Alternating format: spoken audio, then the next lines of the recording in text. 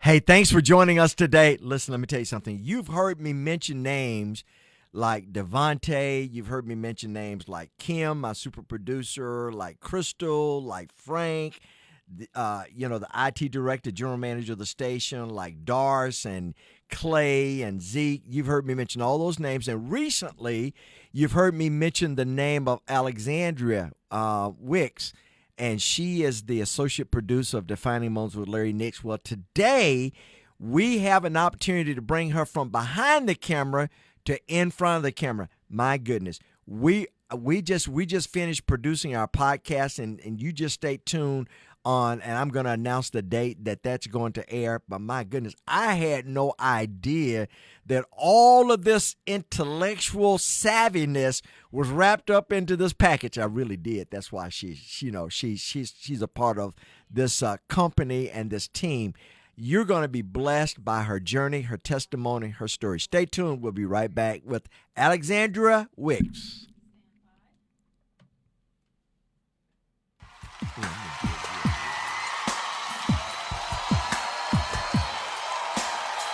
Hello, everybody, and welcome again to another edition of Defining Moments. I'm your host, Larry Nix, and blessed Tuesday. Listen, I appreciate you joining me. I know that we're here, there, everywhere, different places. Different people are tuning in from around or wherever you are. People from Michigan, people from Florida. I was just in Florida about 24 hours ago, and man, it's a lot of rain. Of course, hurricane season. Today it's Tuesday. It was down there yesterday, and just a lot of rain, but I guess it's that time of year.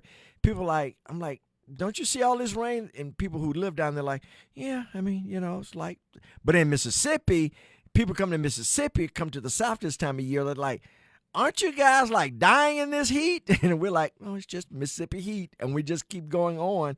But listen, we appreciate all of you that are joining us. That's it. My super producer, Kim. Listen, you're going to think her name is Kim Super Producer. That's not her last name, Super Producer. That's just her flex. That's just, she's an incredible producer. Listen, I was out of town. I was drinking and water. And someone said, man, you drink a lot of water. And I said, yes, I do. They said, listen, this time of year, you got to make sure you stay hydrated, particularly in hotter seasons, hotter times of the year, July, August, and September. Whatever you drink throughout the year, those months particularly, I learned June, July, and August, you have to double up. If not, your body will begin to dehydrate. A doctor told me a couple of days ago, he said, if you're feeling thirsty, your body's already dehydrating. If you feel thirsty, then your body's already dehydrating. You should already be drinking plenty of water. Not just water. Did you know that you can overdrink water and deplete it out of your body? You also need to maintain sodium and calcium inside of your body. So not only just drink water, but make sure that you drink, liquids with sodium. Now, I'm not saying pour a box of salt in your water, but make sure that you have some kind of supplements in the water. Gatorade. All right, Gatorade, you need to go ahead and send me my plug. You need to go ahead and send me my royalty money, or whatever you drink, but make sure that it has enough substance in it that's going to build you up and you not faint, because, boy, this weather doesn't play. All right, listen. I appreciate you joining me today. I've talked about, the people that are behind the scenes. You listen to me, you watch me, and I don't take the credit for any appreciable success that we've had, because it takes many people to row this boat. You just happen to see my face. The young lady that I am blessed, I am honored, I am privileged, I'm excited to have joining us today. She joined us about a month ago, really about a month and a half ago. She shadowed about 3 weeks to really determine if it is, in fact, one of the things that she really wanted to do. And she joined us officially about 3 weeks ago as the associate producer of Defining Moments with Larry Nix, our radio program and our television, our podcast and our radio program. We've launched a digital network, IgniteMS.tv. And, of course, it takes many hands to canoe a canoe. and you need to bring in people who really know what they're doing. Well, she is a recent graduate of Jackson State University. She graduated top of her class. In fact, Alexandria Wicks.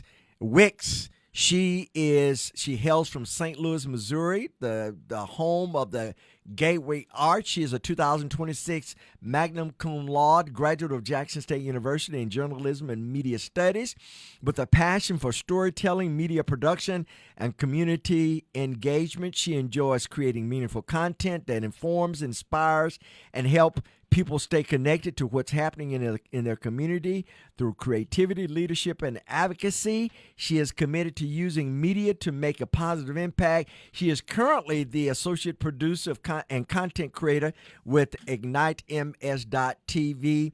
I searched around. I was talking to Frank Hutton, who is the IT director for the City of Pearl. He's such a brilliant guy, but also he's general manager of the radio and broadcast systems of WPBP. And, of course, he knew that we would be going through phases, and our current producer is just doing an incredible job, Devontae and Kim on the radio station. But he knew, and we agreed, that once we got to a certain place, we just needed to bring in an extra body to help grow us to the level that we needed to grow. And I started filling out some of the relationships that I had in the community, professors and deans at various universities. And I called a good friend of mine that I developed a relationship with, Professor Spann, over 20 years ago. He had worked at the ABC affiliate. He actually started the production department at Nissan Manufacturing. All of the cool commercials that you see, all of the detailed stuff you see, he had his hands on it. And I called him, and now he's teaching. I called him and told him exactly who I was looking for, someone who was witty, someone who's creative, someone who's sharp. He said, I have the exact person that you need. In fact, she just graduated. I'm not so sure if we're in luck because I think she's going to go back to Missouri. I said, hold the presses. Stop. Had an opportunity to interview her, and I knew within 5 minutes of me sitting down and talking to her, I knew that she would be the person that I would want to bring on to join our team. And so I am delighted to have Alexandria Wicks a part of our Defining Moment Ignite MS, Ignite Multimedia Worldwide company. Welcome aboard. Thank you. Boy, that was a lot. You've done a lot since you've you sound like you're this big time Hollywood producer. Yeah, thanks to you. No. Listen, you've done the academic. I was pleased. I'm so impressed by the fact that he said, your professor told me, he said, she not only did assignments, but she volunteered to do assignment. And your last work that you did was a Sprite commercial, yes, and it was phenomenal. And when I saw the commercial, I'm like, man, that was pretty impressive. Thank you. I'm impressed the fact that you're not this graduate with this appreciable academic resume to say, I want to start in Hollywood, I want to start in New York. I'm willing to pay my dues. I'm willing to start at the ground floor to learn my craft from a practical standpoint. I got the book, but I'm willing to learn at the practical level. Why? I'm curious. Why did you choose to stay in Mississippi, and why did you choose to join our team? So, going to school in Mississippi, this is where you build like your college town and all kind of like your network as well. And I feel like for me, come a little closer. For me, that was for my network was like real close.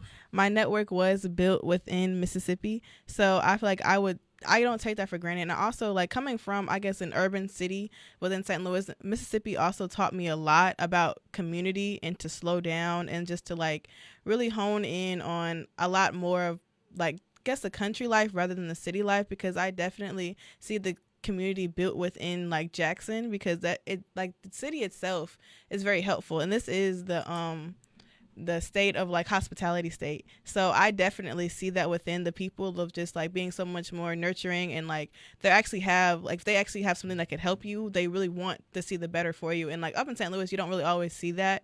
So it's like I definitely feel like this is the place where I wanted to build and hone into my craft with people who are really like actually advocating towards me and see something within me and want to sit and actually help me build what they see that I don't see in myself. You know, we really went through the interviewing process for really about 3 weeks. Yeah. You know, and I asked you this, that, and gave you examples and really just went depthful into your creative processes and thoughts. But then I said, okay, now, do you have questions? And you turned the table. You started interviewing me. Why this company? Why did you want to start your career with this company? So when I came and shadowed at Defining Moments, I already saw that it was like, first of all, I didn't even know like something like this was in the city of Pearl or Jackson. Like it was already caught my eye just by off of the look of professionalism of how you handled everything and like how your radio show and your podcast went. Just watching that was like, okay, this is something that I know he takes seriously and that he can actually help and build, and he knows what he's doing. So whenever I came and shadowed and I saw that it was also like a faith-based podcast, I had been also praying for God for just like helping me to walk within his will and in his way, and just have the case basically take reign over my life, and whatever he has for me is whatever I'll do.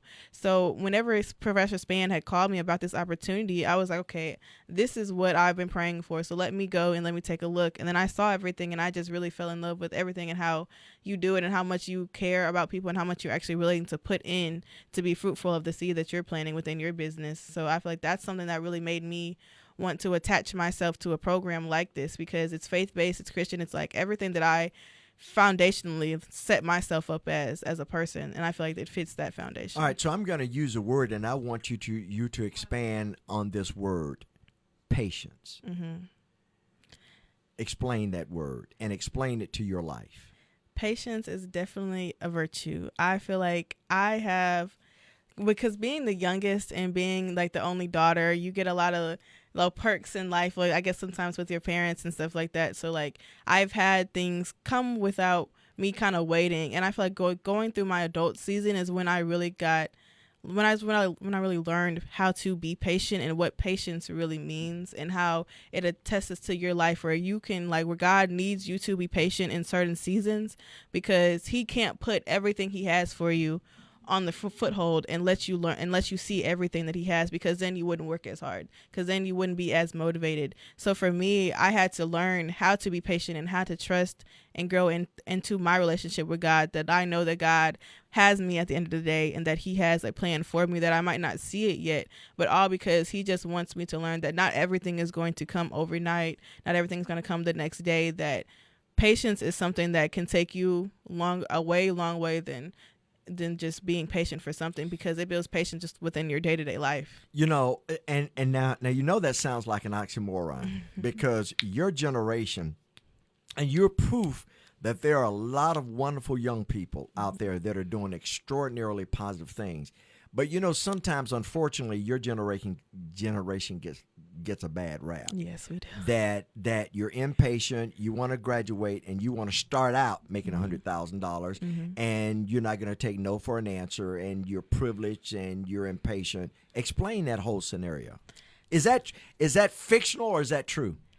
I know some people who did graduate, that is my class, graduated early at that, and have been able to make them six figures. And I think it's just about the amount of work that they put in through school that allowed them to have the opportunity to be able to do that. And not saying that it is good, because I definitely say there are people in my generation that I could say feel entitled, but at the same time, I've only known people to only they've worked for the gratefulness that they've received. So I understand that, I guess under some other generations, they feel as if we don't work as hard, or we just work, we're kind of lazy, or this, that, and the fourth. But I feel like our generation works hard in just different ways, because we grew up completely different than other generations. We still had the access to technology and social media, so we kind of use that to our benefit. And it may seem lazy to another generation, but it's just a different way of working that people are just not accustomed to.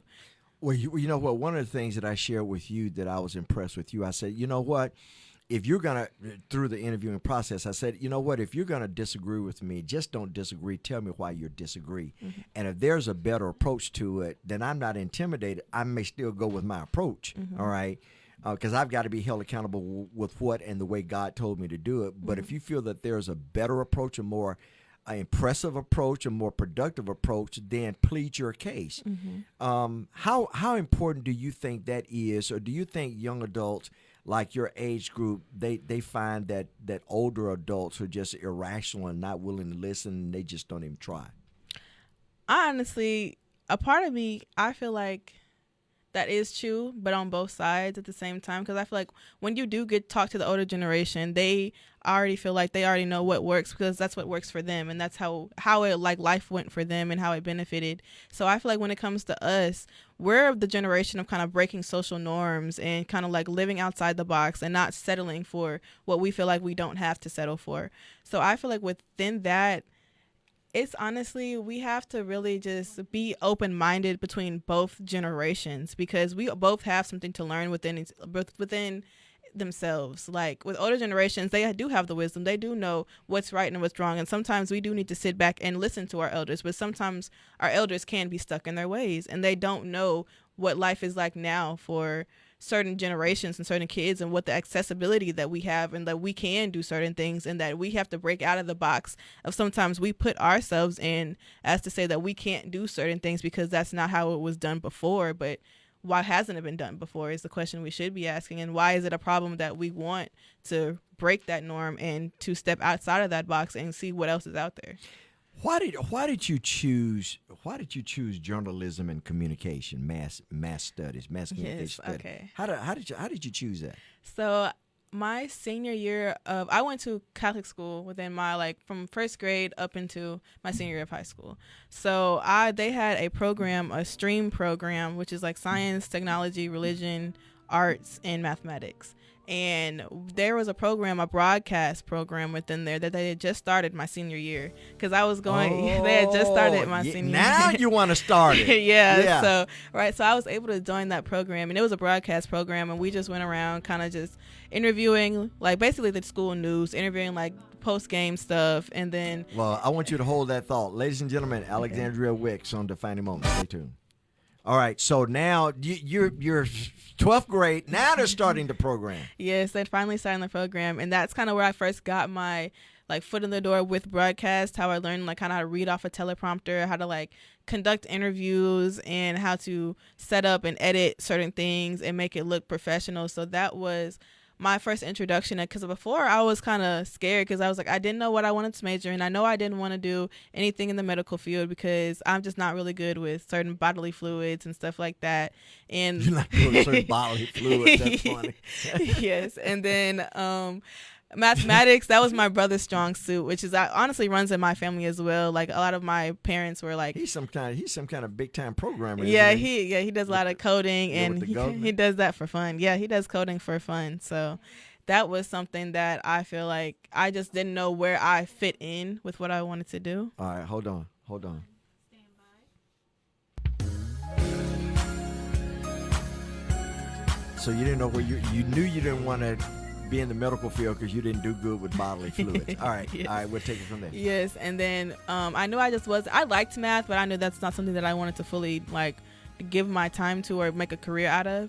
So when I joined the broadcast program, I was like, okay, this is what I like to do. This is what I like to talk. I like to make conversation. I like to create conversation. I like to bring up different things. I like to just hear different opinions, because I feel like that to me is also beneficial to me, because I like to know the way people think, and that's just always been something of me. I like to create that conversation because I want to know, why do you think that way, and why am I not thinking that way, and what common ground do we both have? And I feel like that's where I first got that opportunity.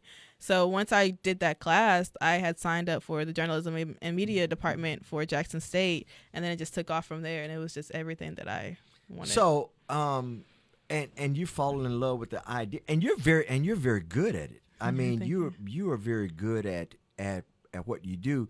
But I also hear, particularly, ladies and gentlemen, I'm going to share the date that the podcast is going to air. This conversation was very, very refreshing with the young person.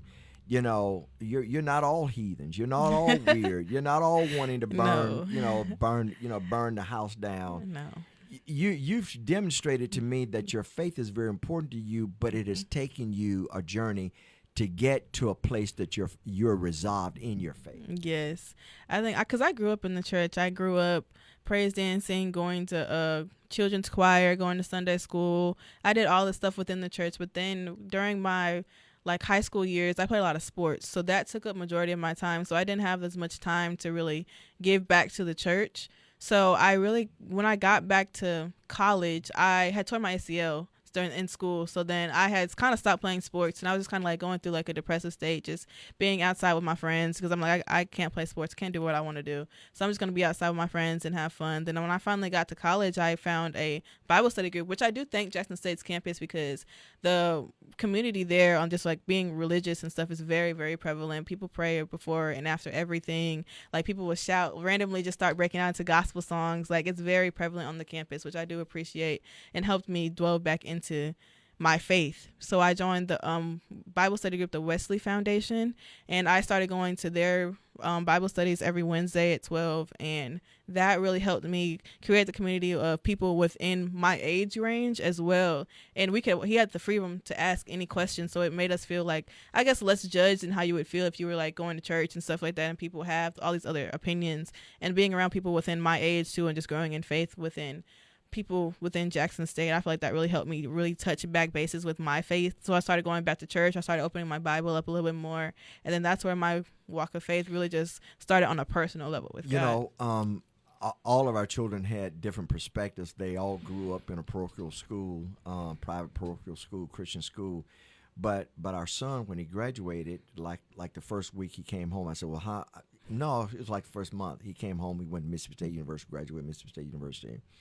Majors like aerospace engineer, and I can hardly yeah. I can hardly spell that. His teacher happened to be, I don't know if you know this, his teacher, his favorite teacher in all of his academic experience is my senior producer's mother. Oh, that's crazy. Miss Lumpkin. Yeah, that's good. Isn't that crazy? Yeah. She out of all of his teachers from kindergarten until he went to UCLA and out in California after Mississippi State. His favorite teacher was Miss Lumpkin. That's our small senior world, yeah. Small world. That's a good thing. And but he said, Dad, college campus, any campus, he just happened to go to Mississippi State. He said it can be very dark. Yeah. Because people from different perspectives are coming from all over the world, from Christianity to Hinduism to atheists to Buddhists to whatever, witchcraft. And if you don't know what you believe, you can get lost in it. Mm-hmm. How accurate is that from your perspective? Not necessarily at Jackson State, but I'm just saying college experience. Oh, it's 100% accurate. It is very easy to just, especially as an incoming freshman, like you're trying to fit in, you're trying to find your group of friends, and you're trying to just make an impression on campus. And I feel like it's very easy to get lost in the sauce and to just start following trends and following the wrong group of people. And it's college is honestly where you find yourself and what you find and how you find yourself in a person. And it's also where you learn that everyone wasn't raised the same. So everyone doesn't have the same like background as you.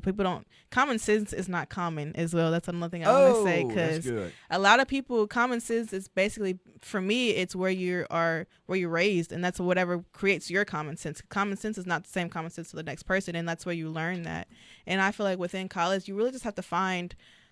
It's going to take time, but you're going to have to find your group of people and what you want in a friend or in a relationship or with anyone. And there's certain things that you're going to have to go through to make you learn and make you teach you or what you need and what you want in a friend and certain things like that, and what you want out of life and what you want out of your college experience, because not everyone's going to college for the same reason. Some people are going just for the party reason. Some people are actually going just to go get their degree. They're not really trying to make friends on campus and stuff like that. So it's really finding the middle ground of what you want within school and how you're going to get what you want out of it, while also just having fun as well. All right, two perspectives. What would you tell young people, seniors today that are about to be freshmen in college, and then what would you tell freshmen that are just starting to college? Some of the pitfalls.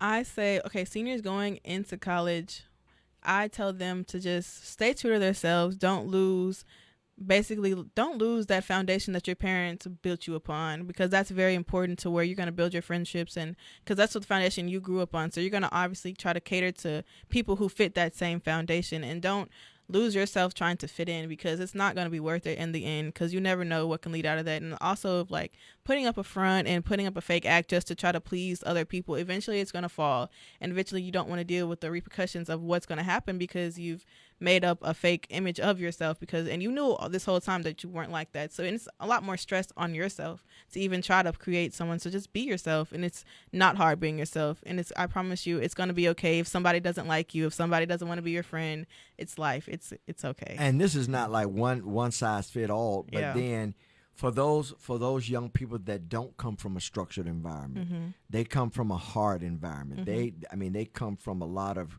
rejection. They come from a lot of splinterness. How would you encourage them about college? This is your place to reinvent yourself and reinvent what you want out of life. This is your restart and your fresh start to basically not want to be able to put yourself back in a predicament that you came from. So that, use whatever you came from as your why to continue on, and as your motivation to do what you want out of life and to get what you want, to know that you don't want to give that to your next family that you create. Set yourself up with a certain platform and build your own foundation. Even the foundation you came from was rocky. You can create a new one. You can start from scratch. And I feel like whenever you start from scratch and you build those people around you, because college is it's a melting pot full of people who's here to help you and develop what you want. Especially, I learned that at Jackson State. Like, as soon as you reach out and tell somebody what you want to be, they will try to find any avenue to help you become that. And let me say that, and that is evident as a result of Professor Span. You Yes. know, he was so impressed with you, and he has enough credibility. I have enough credibility to him. He said, "Listen, the both of you need to meet." You know. And then I had enough confidence in him that he knew my level of expectation, or knows my level of expectation, and wouldn't send me someone or recommend someone to me that's a slofter or someone that just, doesn't take life serious, because you understand that, yeah, this is a business, but it's my ministry. And so you now represent me. You now represent Frank. You now represent Crystal. You now represent Kim. You represent Devontae. You represent this product. And so it's not just you. You're representing a brand. And so what would you tell those parents to tell their children before they walk out of the door going to college? Based upon your experience. I would tell the parents to tell their kids to just honestly to think smart, use your discernment 100%. Use your discernment, and to know. All right, now break that down. Discernment. I know what it means. Yes. But break that discernment down. So discernment is just like more of like the feeling you get when you know this is not where you're supposed to be, or this is not where you're, like, if something's good for you and whether or not it's bad for you. Kind of like common sense as well, but like just have the good knowledge just to know what positions you want to put yourself in and who's going to help you to get you to those positions, and who's just going to be there just as a fun friend and not as a friend who can also help build your academic life as well. And I feel like that's important too for kids, just to use their discernment, and to just honestly don't forget, if your parents come from a good background, if they built you a good foundation, don't lose that foundation, and to stay true to yourself, because at the end of the day, nobody is going to live the life you live besides you. So you can't try to chase. You're going to drown yourself trying to chase and trying to become somebody like, the it girl, or this, that, and the fourth, or just become somebody that that you're not. It's more draining to put energy into something fake and then just putting it back into yourself and just building yourself upon that. Off the cuff, I asked you a question on the podcast. I'm going to tell you something, ladies and gentlemen. You're going to want to watch this podcast. In fact, I invite you to go and log on to ignitems.tv, and there are other wonderful guests that we've had. If this is your first time that you're streaming, that you're watching, that you're listening, I invite you to go on, and there are other incredible guests on the program that they share their testimony, they share their story. But also, I'll make sure that you know when this program is going to air on, this podcast is going to air on Ignite. Ask your question based upon your life experiences, all of the ups and downs, the ebbs and flows, the hardships. If you had an opportunity to be birthed again with a silver spoon, not worry about money, not worry about any heartaches or pains, live in the house you want to live in the city you want to live, drive the kind of car you want to drive, or you had to go through life the way you've gone through life, ups, downs, ebbs and flows, which would you choose? Ladies and gentlemen, stay tuned. Listen, this is what she said.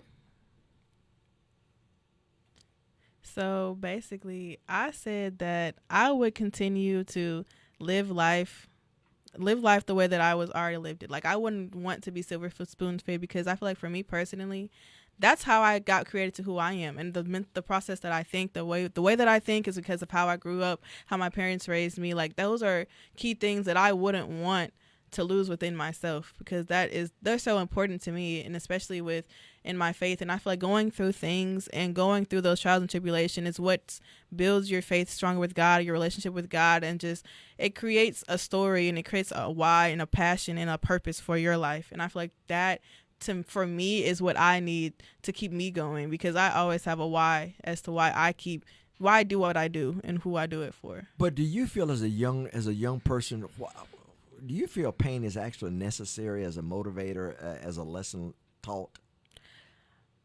Sometimes, honestly, yeah, I feel like if you've never... Because you've gone, you shared, like this summer, yeah, for you, man, it was just like...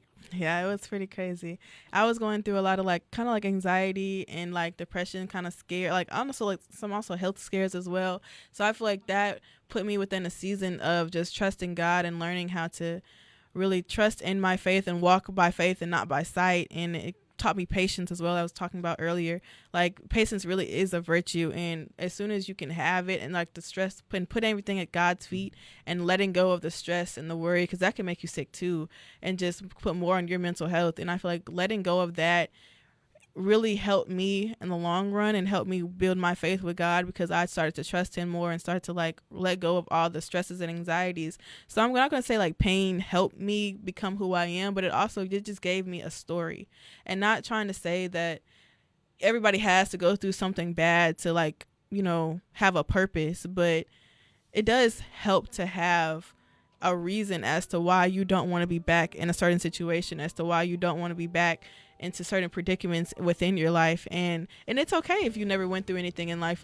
That's perfectly fine that you're blessed for that, but choose to come to say that you never will in the future as well. And it's always good to I feel like the past pains have prepared me for the future ones as well. That's powerful. I want to revisit that. Wow. You said your past pains has prepared you for the future one. Yes. What does that mean?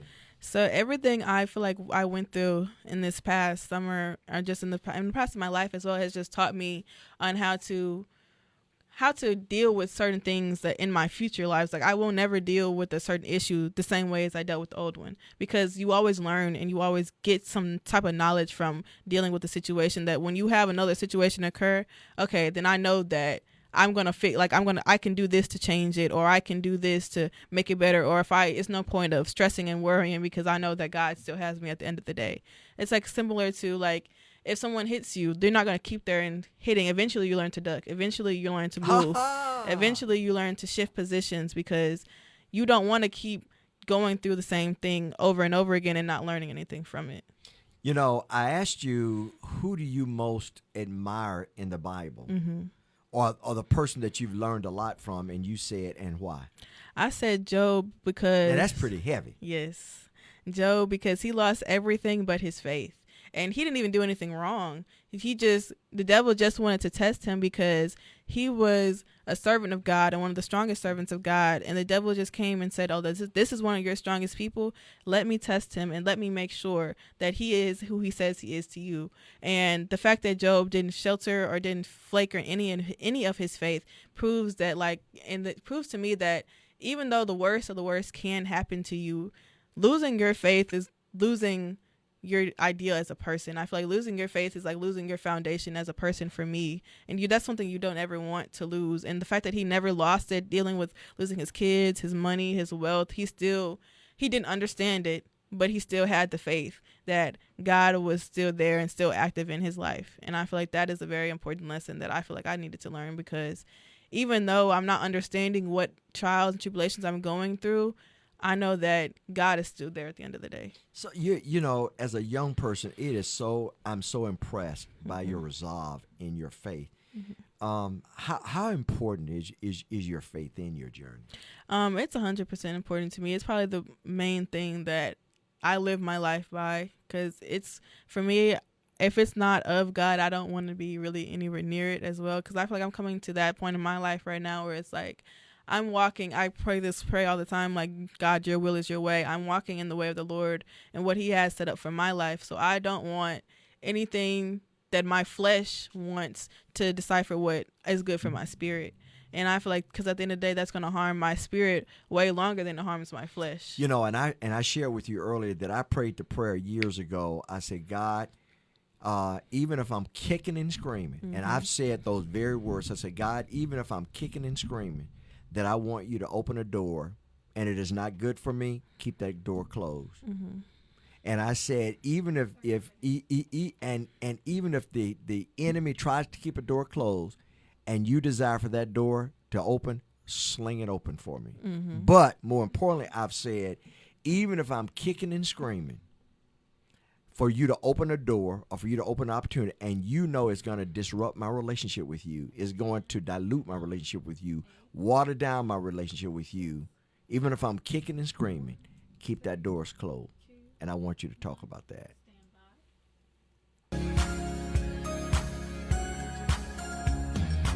So how do you feel about what I just said? I've said that, and up to this point, and I prayed that prayer about 15 years ago, and God has kept his word. I'm like, maybe I shouldn't have prayed that prayer. But then once I come through the storm, I'm like, God, I don't want to go through that storm again, but I am stronger, I'm more resolved, I'm more faithful. So now when the enemy shoots arrows at me, the same kind of arrows, like you said, I know how to duck. Yeah. All right. So I'm like, that didn't hurt, you know, because I've gotten stronger. You know, when the enemy is like boxing, when the enemy, and you're in training, you know, your opponent and you spar with, he hits you and hits you and hits, not because he want to knock you out, but because he know eventually you will get in a real match, all right? And your opponent will hit you, and in order to last 12 rounds, then you really need to be beat up. And so now when the enemy shoots arrows at me, I'm like, oh, that didn't hurt, all right? I know how to defend myself, or I even know the arrow that's coming, like, oh, I see you coming. Duh. Yeah, I think for me, like, a lot of that has been coming from, like, honestly, with your relationship with God, it is very, like, you're going to have a lot of endurance and a lot of patience just to build. Because once you start to pray to God to connect with you on a personal level, he knows exactly what to do to get you in that state of mind to, like, start to where you feel like you can only depend on him, or you can only. He didn't ask Gabriel or Michael to go to the fairy dust drawer and sprinkle patient fairy dust over you? Nope. He knows once you pray that prayer, you gotta be real intentional as also with the prayers you pray. I agree. Because you need to, because you never know, like, if you ask God to remove a prayer, you might have a certain idea of how he's going to remove it, but he may do a whole 180 and just make you realize, like, oh, I asked for a mover, but I didn't think you're going to do all of this. Yeah. Because you didn't know, like, you don't know exactly what you're praying for also, but God knows exactly what you need. Even though you don't know that you need it at that time, he knows what's going to build you and what's going to put pressure on you to make you become something way more beautiful than what you are. All right, so that was a lead question. Did you think 2 years ago that you would be here? Honestly, no. I had no idea. See? I had no idea what my post-grad life was like. And I could say, like, I was a little bit stressed about it, too, because also being a journalism and media studies major, your life, like, your pipeline of, I guess, degrees is not the same as, like, a med school major. Because as soon as they graduate, they go to med school, law school, everybody else, like, they have certain steps where they know where they need to go. But for us, it's more of, like, free range as to, because media is very broad, so we can do a lot of avenues, and there's certain things that we can do. So I feel like we have to make more of a way for ourselves as well. And so I've had the conversation with the Lord, and the Lord has been pruning me and refining me, and I said, okay, Lord, now you know at this level this is supposed to happen. I just wrote like Habakkuk. I just wrote what you told me to write. You know. Which, ladies and gentlemen, what you're hearing and what you're seeing being manifested out is what the Lord has put in my heart. I'm like, Lord, okay, you know, I've been general manager of a television station. I've been general sales manager of a television station. I've been national sales manager of a television station. I've been local sales manager of a television station. I know how expensive this stuff can be. Yeah. I know, you know, I've worked for Hearst Communications. I've worked for Donatelli and Klein. I've worked for these big mega Fortune 500 companies. And so you just send them up a budget. You just make that da da da da. I'm like, Lord, I know it. Lord, how am I supposed to do this? And the Lord said, you don't worry about it. You know, for every vision, there's provision. Now, you know I'm your source. I will bless you with resources, but ultimately, you're my source. I'm not looking for you to do it. I'm looking for your faithfulness. And when I got in line, when I started lining up with the will of God, and I'm about to embarrass you a little bit now. When I started lining up with God's will, then God introduced me to Kim. God introduced me to Frank. God introduced me to Crystal. God introduced me, you know, to the people that now are part of this. Like, oh, I know how to do that.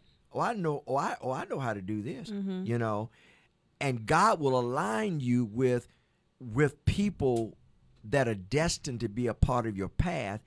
He's just looking for you to be obedient and faithful, right? Yep, and that's all it is. And so where am I getting to? I'm like, okay, it's time for me to pull the trigger on phase 2. All right. And I said, Lord, now you know what I need. This is not just a business. It's not ego. This is not arrogance. This is not pride. This is not me being narcissistic, building a digital network, a faith-based network. Lord, you're going to have to send me the person that I need that understands what I'm trying to do. And then you showed up. Yes. So even me and you spending time together, you coming, you know, mentoring and shadowing, you know, I even said, talk to your parents. Yeah. But at the end of the day, it was your decision. Yeah. Take us through that process. So I also I came to you, but you also came to me. Like, we both had a certain thing of needs that we both could feel for each other. So I feel like that was something within God, like, working for each other. So I feel like God is going to align you with people that you can benefit from, but it can also benefit from you at the end of the day. And I just really appreciate, I also do appreciate you for taking me on and giving me the opportunity to really sit and develop a good production strategy and just a good production, I guess, the knowledge of production as well. Because I had switched my major. I was media production, then I switched my major over a little bit years later to integrated marketing communications.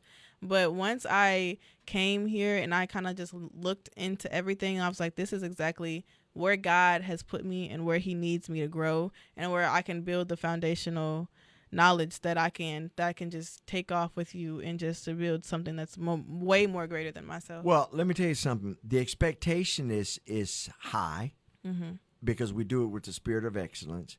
When you do kingdom work, it's not like, okay, well, let's just sit around and talk about the Bible all day. Yeah. You know, you live the Bible. Yep. And so everything that you do it with the spirit of excellence. But even before we came on the air, you know, we're about to launch a strategy, all right? And Kim says, oh, well, listen, you know what? We can do it this way. And that's the kind of atmosphere that you are in, that when you're of the same mindset, then God will put people in your place that understand what you're trying to do legitimately for no selfish reasons of yourself, and that God will give you people that will help you manifest out or build out or work out what God has placed inside of you. Yes, he definitely will. And I feel like that has been more prevalent. I feel like that's how God shows up in my life too, as a way, because I was confused for my post grad. Like, I didn't know what I was going to do. I thought I was going to have to go all the way back to St. Louis and just kind of start from scratch, and not really, because I built my network here in Jackson because that's where I went to college. So I was going to go, okay, now I got to go back home and I got to figure everything out from there, apply to some news stations out there, and it's way harder to go back home for me right now. So it was like, the fact that he opened those doors and created the opportunity for me to stay in Jackson and for me to also just grow in every way that I wanted to grow in, I feel like it was nothing but God that I was in this situation and in this predicament in my life, because it's what I've been praying for, and he gave me the opportunity and he set myself up to be able to experience this, and as well as still have the knowledge to the knowledge that I came in with as well to just help you out. You know, I've got to put a plug out, you know, Miss Lumpkin, the young lady that I was talking about, yes. Kim's mother. Yes. She's actually streaming live right now. I got to tell you what, listen, I guess last year my son came in town, and Kim, she pulled a fast one on me. She put the 2 and 2 together. Mm-hmm. I didn't. And when she put the 2 to 2 together for me, I'm like, oh my goodness, I'm the daughter of your son's teacher. Mm-hmm. So when she did, and she surprised me. And so when her mom came in the studio, it was in the middle of the day, and he could have been in a meeting, he could have been in a presentation. I didn't care because I knew that he would appreciate this. I called my son. He was in Austin at the time. I called my son. He was in the middle of a presentation. He stopped. He stopped because then I said, you'll never guess who I have in my presence. I have your teacher in my presence, Miss Lumpkin. And they just sat there and just goo-gooed and gagaed one another for 5 minutes. And he said, the next time I come in town, I'm going to track you down and I'm going to buy you lunch. She made such an impression on his life. And in an interesting kind of secretive way, he uses her name as one of his high-profile passwords for something that he's doing with NASA, you know. But that she made an impression on his life. So I remind her and I remind her daughter that, you know what, you never know, but God will put people in your path that appreciate you and cares about your journey. And now the producer, her daughter, is senior producer of my program. Isn't that crazy? Yes, it is crazy. That's how God works. So I appreciate you, Sister Lumpkin. Thank you so much. Sister Drusilla, I see you all the way from Detroit, Michigan. You know, my nephew, I think I shared that with you. You know, my nephew is running for governor, and today is election day. So make sure you pull the lever he's running for John James. Okay. Shameless plug, but that's okay. No, I'm able to do that. You know, he's running for governor, and you know, we'll see. You know, we work very hard, been back and forth. Yeah. Let me tell you something. And he'll tell you, like his mom told me this morning, talked to his mom this morning, he talked to me this morning that, you know what, he said, you know, he's pushed in all the chips. His main platform is, no matter what network he's on, you're going to ask him about anything, and he's going to bring up the Lord first. He's going to talk about Jesus first. You know, he said, because he said, listen, me being in Congress, he said, that's my pulpit to talk about the Lord. And I've learned this. If you don't forget about the Lord won't forget about you. No, he won't. If you trust him, he'll trust you in places and elevate you. So what is your long game? What is your long? You're starting out as associate producer. What is your long game with Ignite, MS.TV Ignite Multimedia Worldwide? You see, I can find you I didn't say what's your long game 10 years from now when you leave. I can find you with Ignite Multimedia Worldwide. My long game, honestly, I'm still figuring. I'm still waiting on God to tell me as I'm walking into my purpose. And that's right okay. Now, you have to be comfortable with your purpose. A friend of mine, Chip Henderson, who's senior pastor of Pine Lake Church, one of the fastest growing churches in the country in Mississippi, he was a guest on my program a couple of years ago, and he said to me, and off the mic as well, he said early on, man, he was getting offers from all over the place, and to come pastor here, come pastor there. Now he speaks all over the world, you know, and he said he had to get satisfied where he was, and the church being the home church being, you know, not the satellite church, the home church being in Brandon, Mississippi. Sometimes we're so busy trying to get to the next that we don't learn all of that which we're supposed to learn where we are. One person say you have to bloom where you're planted, and you have to appreciate where you're planted, and you have to learn the lessons where you're planted. And that's just with life. You said on the podcast, that's like with life, right? Talk about that. Yeah, I feel like with life, everyone tries to, like, I guess, run out of seasons that they're in, but I think it's really important for you to sit in your own season. Whatever season you're going through, whether it's good or bad, it's important to sit in it and just learn from it and to understand and appreciate it as well, because even if it's good or bad, it's something that's going to change within you to bring you up out of it. So I feel like for me, it's honestly, every season to me, even though it might be bad, it might be more stressful, but every season is a good season because I feel like it's always changed me for the better every time I come up out of it.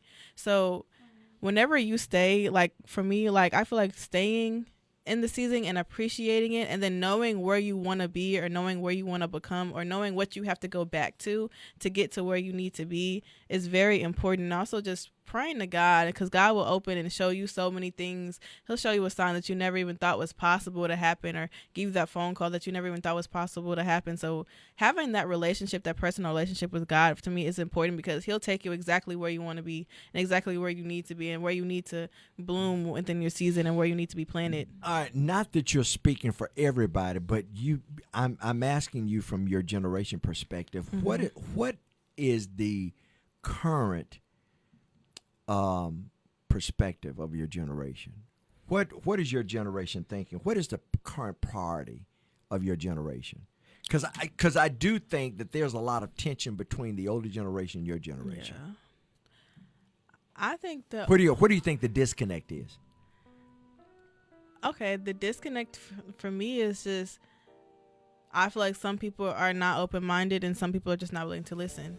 I feel like that right there is just exactly where people are stuck in their ways, and then young kids don't want to listen to the older generation as well, because they feel like what they know is outdated. So I feel like for me, like, that's where the issue really lies. Listen, stay tuned. Like Alexandria Wicks. Listen, you said something earlier, the disconnect of communication. Communication, I've learned this. Communication is, and it has helped me in my prayer life with God.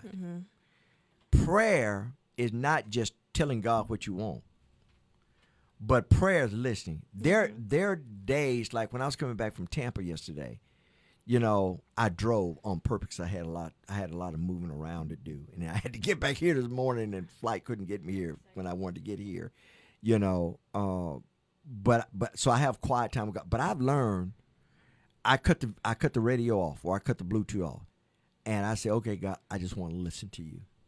Man, and did he not only talked to me, but he talked to me through nature. I saw the sunrise in the east. I saw the moon and the sun in the same space at the same time. God will talk to you if you'll just listen. I want you to hold that thought. So you talked about a divide, a disconnect in communication. I said prayer, and I use it to be akin to prayer. Prayer is not only just talking to God and telling him what you want him to do, but and it's good that you're able to tell God what you want. Prayer is not a monologue; it's a dialogue. After you've talked, then be quiet. Yep.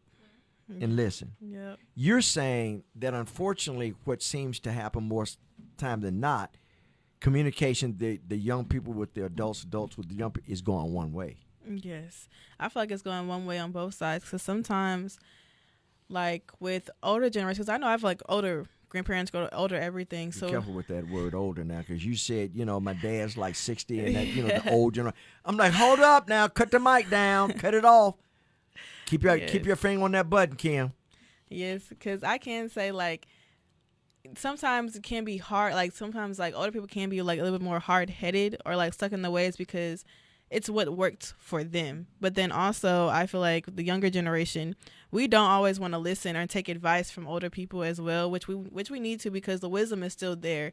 Even though the same life, like, we're kind of living different lives within the world, because we grew up with the technology, and we grew up with kind of having like the outdoor life and the technology in our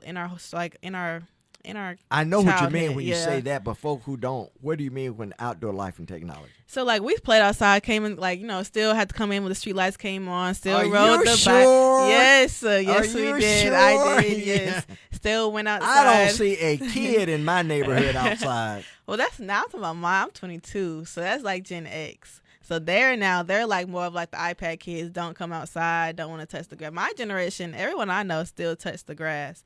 So we still touch grass, and it's important to touch grass and just to go outside and just to be, I guess, planted within the ground and just grounding yourself. Because after a while, technology really is a stimulation to the brain. And I've said this, when I was growing up, man, every house around us had a porch. Even, and the reason that I enjoy where we live, the home that we live, because it has a porch. My neighbor has a porch. In fact, my neighbor across the street and my neighbor across the street. But 95% of the developments that I see now, they don't have the homes they don't have a porch. Now they have a great patio, fantastic patio, backyard, but they don't have a porch. Yes. The porch is the place that you sat and you just communicated with your neighbors. Yes, and where you analyzed and just where you sat outside and connected with nature. And just because I grew up on the porch too, because my parents, they love my mom. As soon as she get off of work, she'll go and sit on the porch and just decompress her day. My dad would go and join her and just decompress. Maybe they'll listen to some music or whatever on the porch. And I feel like back then I didn't really appreciate it because my parents were just like, oh, you got to sit down. You just got to take in life. You got to just like be easy on yourself. And then it wasn't until like I started going into my own apartment and then having so I sit on the balcony or my porch or whatever I got at the time and just really sit outdoors and just be quiet and just listen and just let and just absorb. Yes, and just you know absorb. what? We only have a couple of minutes left, but I tell you what, I was telling, and I say this particularly when my wife and I we do conferences with younger parents. I say, you know, I had to learn, and I shared it. It was brutal for me, for my feelings and for my emotions. But our youngest daughter taught me how to transition from parenting to being a parent. You know, Christmas several years ago, she had just graduated college. She wanted a new set of tires for her vehicle. Okay, you get whatever you want. You know, new set of tires for your vehicle. I'm like, that's good because then you need them anyway. So it's not like you want something you can't use. So, you know, we gave her a gift certificate and we gave her an amount. And so she called me and said, listen, I'm going to get this. I'm like, well, these are not the tires that I want you to have. I gave her the gift and I wanted to control it too. How unfair was that? And she said, no, her boyfriend had found a better deal. Well, I got insulted because I'm your dad and your boyfriend. I'm like, who are you? So I went through that whole thing. So I kind of put my full chest out. And so I really got into an argument. I'm like, no, you're gonna do this, and these are tires you're gonna get, and I'm not gonna spend a dime because I was controlling the gift.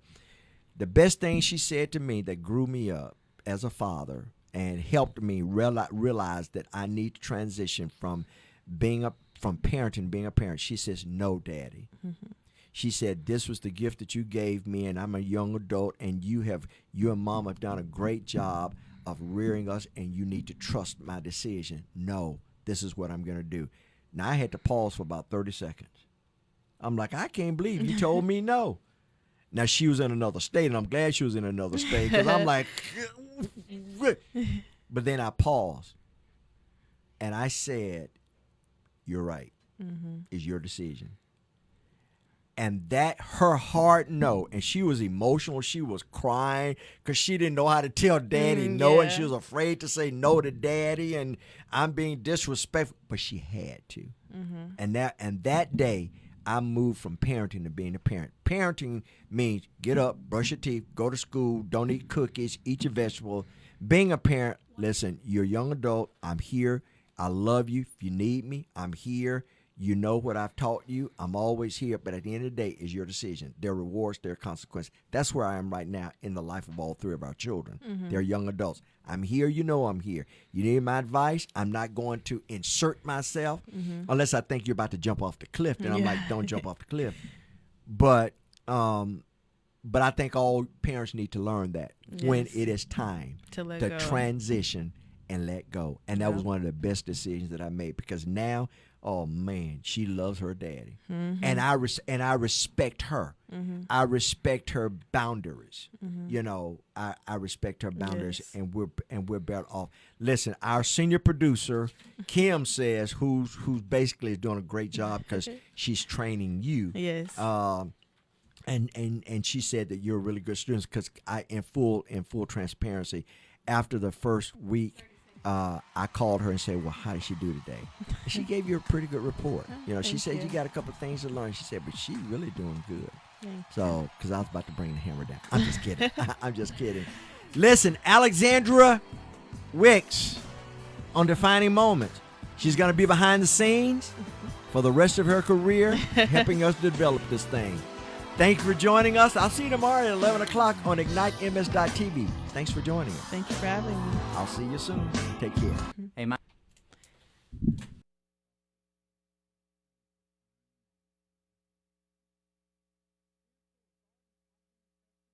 and to maintain order. Authority structures matter. That's why we have pastors and we have elders.